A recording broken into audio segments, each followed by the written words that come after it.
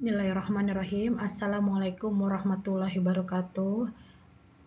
Adik-adik calon pegawai pemerintah dengan perjanjian kerja tahun 2024 yang ingin belajar terkait seleksi kompetensi manajerial dan sosial kultural tahun 2024, mari belajar bersama saya.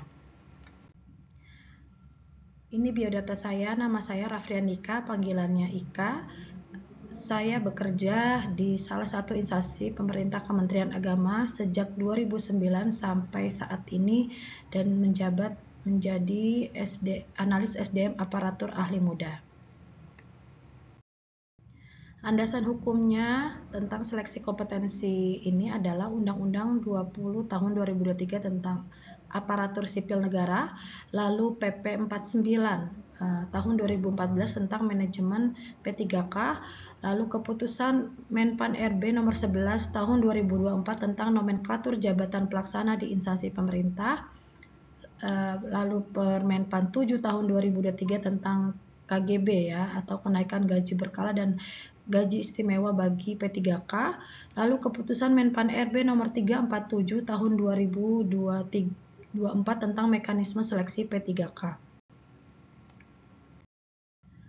Nah ini ya teman-teman, jadi sesuai dengan aturan dari Keputusan Menteri Pendayagunaan Aparatur Negara dan Reformasi Birokrasi atau Menpan RB nomor 347 tahun 2024 tentang mekanisme seleksi pegawai pemerintah dengan perjanjian kerja, bahwa seleksi P3K tahun ini yaitu mencakup seleksi administrasi, seleksi kompetensi teknis, seleksi kompetensi teknis manajerial, sosial kultural, dan wawancara. Mungkin teman-teman sudah melalui seleksi administrasi dan setelah ini harus menjalani seleksi kompetensi teknis ya. Jadi manajerial dan sosial serta wawancara. Nah, pembahasan kali ini saya membahas di seleksi kompetensi manajerial dan sosial. Mekanisme P3K tahun 2024 sesuai dengan Kepmenpan 347 2024 yaitu pengumuman seleksi sampai usul penetapan NIP ya, nomor induk P3K. Jenisnya yaitu durasi soalnya 120 sampai 10 menit tambah 10 menit yaitu 130 menit. Teknisnya ada soal 90 soal, seleksi manajerialnya 25 soal, seleksi sosial kultural 20 soal, seleksi wawancara 10 soal. Nah, kalau teknis itu 90 soal yaitu mencangkup pengetahuan, keterampilan, sikap, perilaku yang diukur secara spesifik. Nah, untuk integritas manajerial itu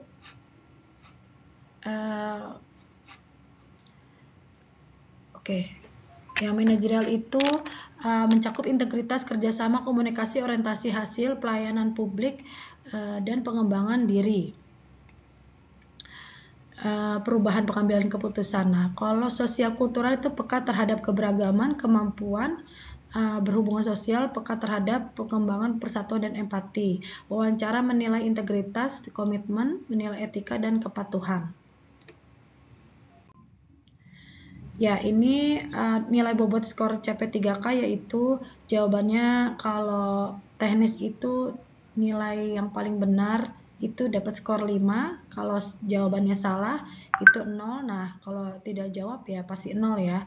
Lalu seleksi manajerial, jawab yang benar itu minimal skornya mendapatkan 1 dan maksimal dapat skor 4. Jadi teman-teman sebaiknya manajerial ini benar ya jawabannya biar skornya maksimal. Lalu sosial kultural itu ada 20 soal. Jika benar itu mendapatkan minimal skornya 1 dan maksimal skornya 4. Jadi teman-teman juga harus mengisi jawaban yang benar biar skornya maksimal. Nah, wawancara pun seperti itu, ada 10 soal yaitu minimal skornya 1 yang benar dan maksimal skornya 4. Tadi saya ulangi lagi ya. Jadi seleksi kompetensi teknis, manajerial, sosial, kultural, dan wawancara itu ada 145 soal yang terdiri dari teknis, pengetahuan dan keterampilan spesifik berkaitan dengan jabatan, Terus kalau manajerial itu integritas, kerjasama, komunikasi, orientasi pada hasil, pelayanan publik, pengembangan diri dan orang lain, perubahan, mengambil keputusan. Lalu sosial kultural itu kepekaan terhadap keberagaman, kemampuan berhubungan sosial, kepekaan terhadap pentingnya persatuan dan empati, dan wawancara, integritas, kejujuran, komitmen, keadilan, dan etika kepatuhan. Kita mulai membahas soal ya. Oke, baik, di soal pertama yaitu tentang kolaborasi kerjasama tim. Anda dan tim Anda diberikan tugas baru oleh pimpinan. Tugas tersebut merupakan tugas yang lumayan baru dan belum pernah Anda kerjakan sebelumnya. Begitupun dengan rekan tim yang lain, mereka merasa kebingungan dan juga mereka semua juga belum memahami maksud dan cara mengerjakan tugas tersebut. Sikap Anda apa? A. Saya yakin bahwa para anggota tim juga dapat belajar sendiri untuk memahami cara menyelesaikan tugas baru tersebut. B. Saya mempelajari tugas tersebut lalu membagi pengetahuan saya kepada anggota tim yang lain. C. Saya akan meminta bantuan rekan yang kerja yang paling pandai untuk mempelajari tugas tersebut, kemudian menjelaskan pada semua anggota tim. D. Kami mengerjakan bersama-sama tugas tersebut dan bila kesulitan kami akan menyelesaikan dan mencari jalan bersama-sama. Mari kita bahas apa yang jawaban paling tepat. Ya, jawaban paling tepat adalah skornya adalah opsi D ya. Kami mengerjakan bersama tugas tersebut dengan pemahaman kami. Bila ada kesulitan, kami akan menyelesaikan dan mencari jalan keluar secara bersama-sama. Jadi, pentingnya berkolaborasi dan kerjasama dalam tim dapat menyelesaikan pekerjaan bersama-sama, sehingga menyelesaikan berbagai persoalan untuk mencapai tujuan organisasi yang efektif. Soal berikutnya. Rekan saya meminta saya memasukkan tanda tangan presensi. Sikap saya adalah A. Menuruti permintaannya karena dia rekan yang baik. B. Menegurnya agar tidak melakukan kecurangan presensi. C. Melaporkannya pada atasan agar atasan menegurnya. D. Menolak permintaannya dan membiarkan kolom presensinya kosong ya. Baik, nomor 2 apa jawabannya? Ya, jawabannya adalah B. Menegurnya agar tidak melakukan kecurangan presensi. Nilai integritas pegawai harus dilaksanakan dalam kehidupan sehari-hari agar tercipta pekerjaan yang bisa dipertanggungjawabkan, akuntabel sesuai dengan ketentuan yang berlaku. Disiplin ASN sesuai dengan ketentuan peraturan pemerintah nomor 91 tentang disiplin pegawai. Soal berikutnya nomor 3. Wita adalah seorang pegawai kantor di pelayanan publik yang sering menerima keluhan dari klien karena jumlah kursi tunggu yang terbatas sehingga banyak warga harus mengantri dengan berdiri. Bagaimana sih sebaiknya Wita menangani situasi ini? A. Menyediakan nomor antrian agar klien bisa menunggu di tempat lain hingga giliran mereka tiba. B. Mengusulkan penambahan kursi tunggu kepada atasannya untuk mengurangi keluhan warga. C. Meminta klien yang kuat berdiri untuk memberikan kursi kepada yang lebih membutuhkan. D. Menyampaikan kepada klien bahwa kondisi tersebut sementara dan meminta pengertian mereka. Jawaban yang paling tepat adalah opsi B. Mengusulkan penambahan kursi tunggu kepada atasannya untuk mengurangi keluhan warga. Ya, pentingnya seorang ASN untuk segera memberi solusi dalam mengelola pelayanan publik sehingga semua keluhan pengguna layanan dapat teratasi. Lanjut di soal berikutnya.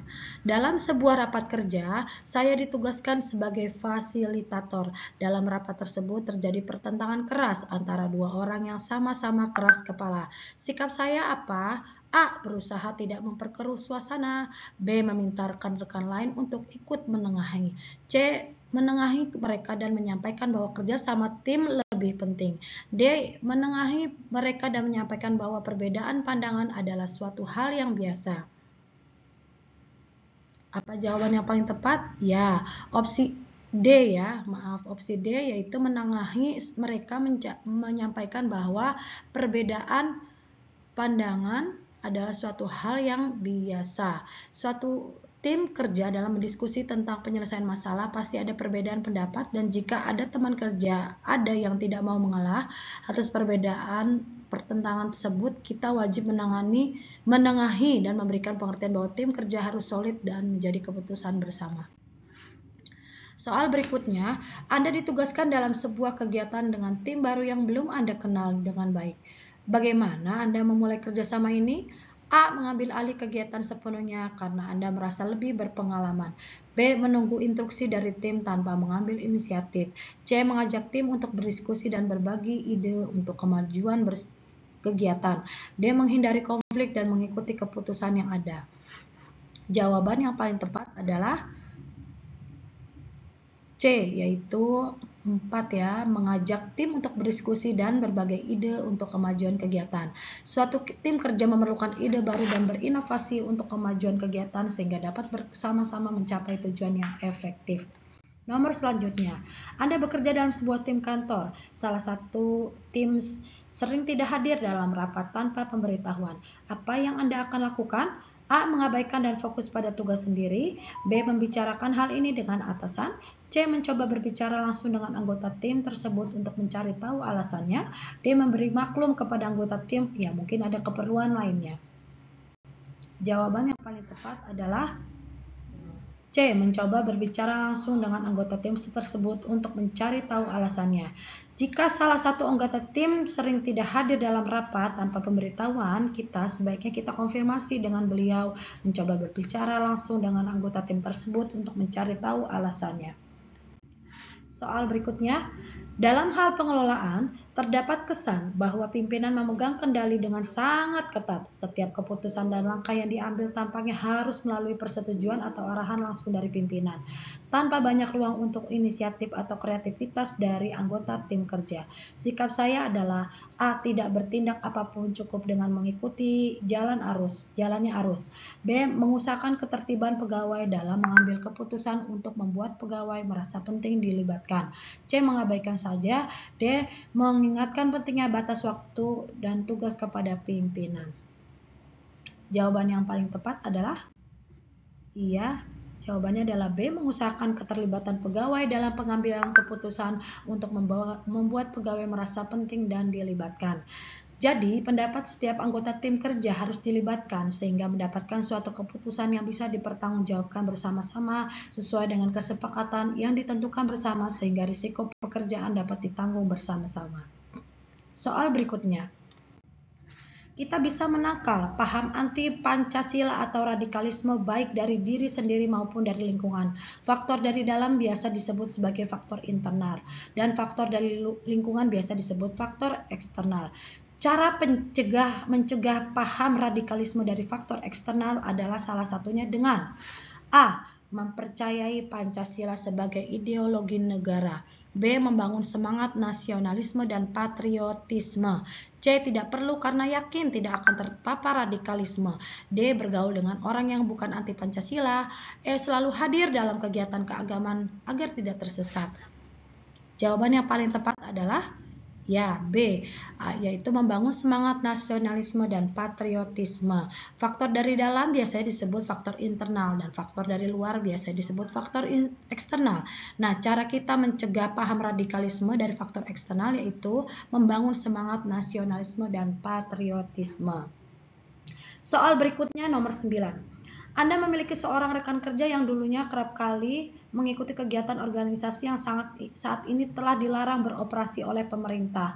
Meskipun organisasi tersebut telah dibubarkan, namun rekan Anda masih sering aktif menyebarkan artikel yang berbau radikalisme pada rekan ASN lainnya. Sikap Anda dalam menghadapi hal tersebut adalah A. Berhenti follow akun media sosialnya agar tidak terpengaruh propaganda radikalisme.